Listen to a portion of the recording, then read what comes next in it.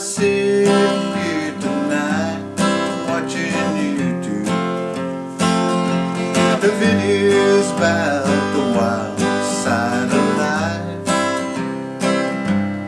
As I listen to the words they are saying,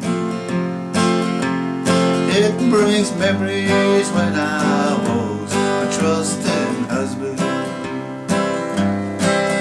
It wasn't God who made honky tonk angels,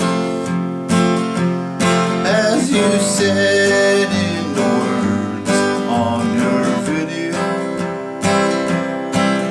Too many times Indian women are at bingo.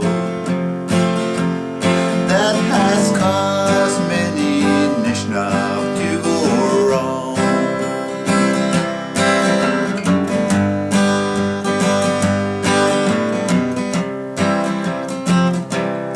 It's a shame all the blame is on us men.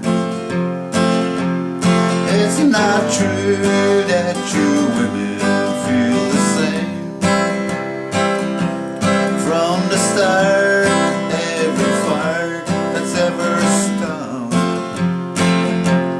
is because you cook away too much scum.